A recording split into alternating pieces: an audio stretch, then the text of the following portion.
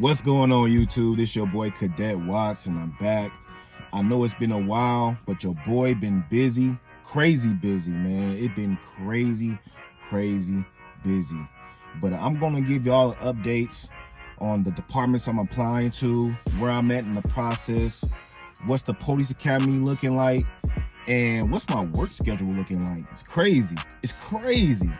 You know, it is a task to keep up with these videos, but I'm doing it. You already know, guys, I gotta make sure that the goal that I'm pursuing come first. Anyways, I'm gonna update y'all, let y'all know what's going on, so stay tuned.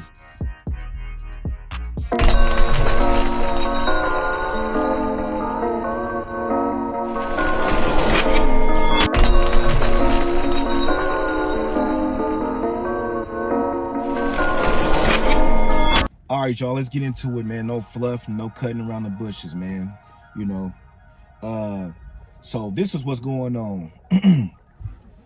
A couple weeks back, you know, I shot for a department that I really want to go to, man. I was nervous as all get out. I was nervous, even though I shoot on my own time, but qualifying and shooting for a department to get on is nerve-wracking. So if you in that point in your journey that you're shooting for your department, man, just relax, breathe, and I recommend to train before you get to that part of your the hiring process.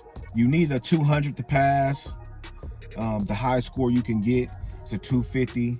You know, I got higher than a 200, obviously, because I passed. So I passed, I'm on to the next phase. Right now, I'm waiting for backgrounds to go through, man. Just backgrounds takes forever. This is like the longest part in the process to take in order for you to get hired on. And you just gotta, you know what I'm saying? You just gotta be patient, you know, let the background investigator do their job. As long as you honest about everything, you know, it should be quick. It should be about 3 weeks, you know, but it could be even longer. You know what I'm saying? But they say about 2 or 3 weeks, we should be hearing something. So I'm looking forward to that.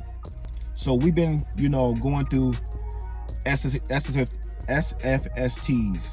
SFST stands for Standard Field Sobriety Testing.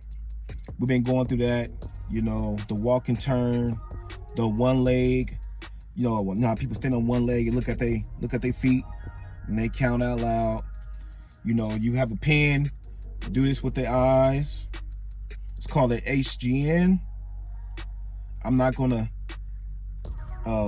try to pronounce that because it's crazy. But anyways, we did that for DUIs and DWIs. Been going through that and training on that. You know, on the practical exam, you had to basically pass it with an 80%, and you have to know the words by verbatim, which is crazy, right? Then with the written exam, you have to get a perfect on it, basically. You couldn't miss not one question on that test. You know, it was like 25 questions. You have to get them all right. So, you know, in Texas, we do not play about our DUIs and DWIs, man. They want to make sure you know the material, you know, and you have to, you know, after you done with this, you have to brush up on it, because I even forgot some of this stuff because it's so complex. We're training on CIT, crisis intervention training. You know, it's about mental health calls, the calls you will get, how to handle it, you know, what type of verbal judo should you use in that particular situation. Be prepared for anything that can happen, you know, because those situations are very unpredictable. I mean, every call that you're going to get in the field is going to be unpredictable, but especially those type of calls when it's regarding to a CIT mental health situation. So we're studying on that. And you know, now we are about to get into shooting next week, and we're gonna be shooting for the shooting block for about 3 weeks to a month. We're gonna be shooting. That's the fun part.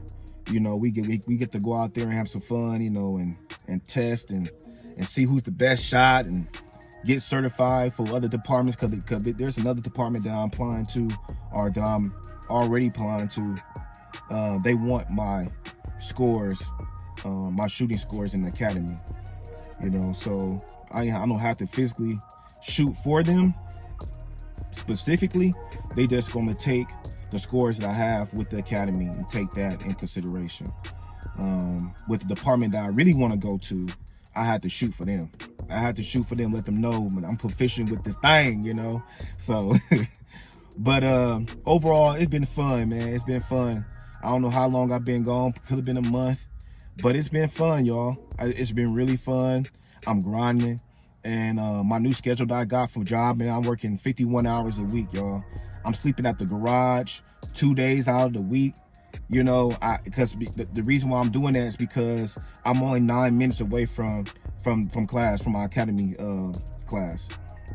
So it doesn't make sense for me to drive 30 minutes all the way, 30 to 35 minutes all the way back home, wake up, and then drive 30, 35 more minutes back when on 2 or 3 hours of sleep, when I could just go ahead and make a sacrifice, sleep at the garage, you know, talk to the family, let them know I'll be there tomorrow, you know, and that's what I've been doing. And, you know, you got to make a sacrifice in this thing. If you really want it, you're gonna have to come out here and get it for sure. Another thing I wanted to tell y'all too is what's kind of, you know, it was brought up in my background interview that I applied to a lot of police departments throughout my years wanting to become a police officer. I started when I was like 22, 23 years old, wanting to become a police officer. I'm 37 now. I never quit. You know, I applied to like 41 departments. And if you apply to a lot of departments like I did, be prepared to explain it. Be prepared to explain it, y'all.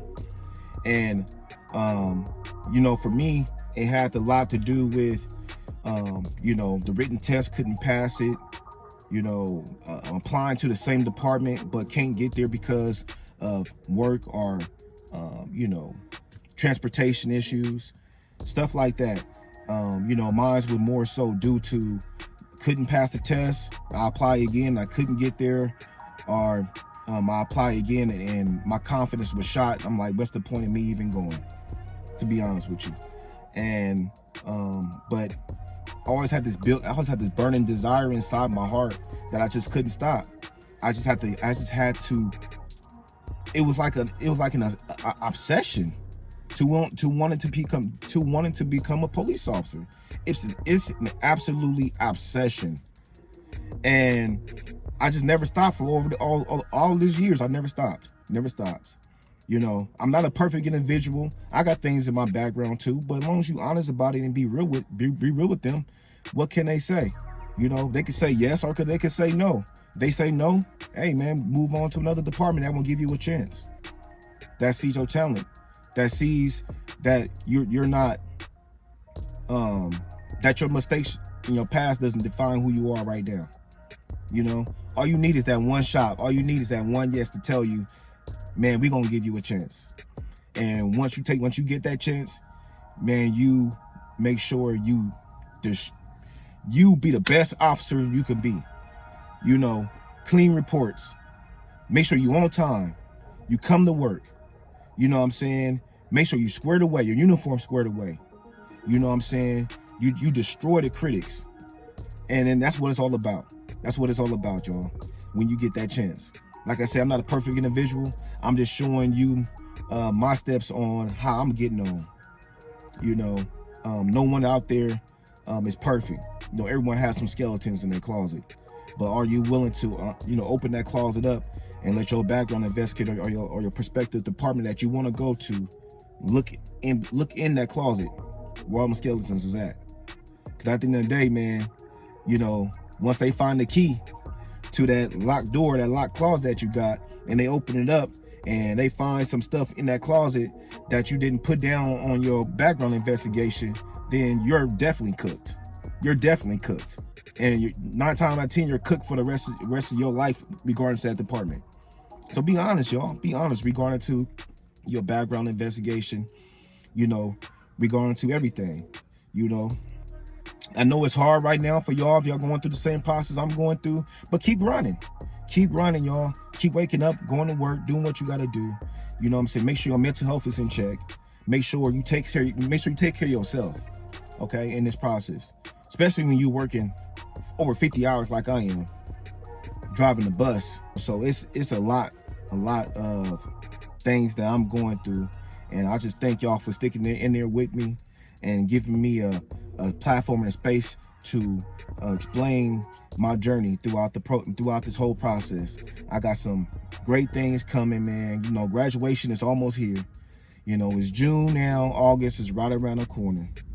You know, so it's all good. I can't wait. I'm getting close. I'm getting a little antsy too because I want that conditional offer before I'm in graduation. I want to get pinned at graduation. I want to be in their uniform at graduation. That's the goal. That's the goal. And then we're going to talk about FTO, you know, how it's going, you know, and we're going to talk about a lot of things, man. I got some big plans, y'all. Some big plans. And that time around, I'll probably have way more time to really talk on here. I'll probably be dropping like 2 or 3 videos a week, man, you know. But right now, your boy don't have time, so I'm doing the best I can to make sure I put these videos out for y'all. But I also want to thank y'all, man, for listening in with your boy. You know what I'm saying? Make sure you like, share, and subscribe to the channel. Man, follow your boy on Instagram, man. I got a little Instagram. Follow your boy on Instagram. I'll leave it right here. But stay tuned for more to come. Peace.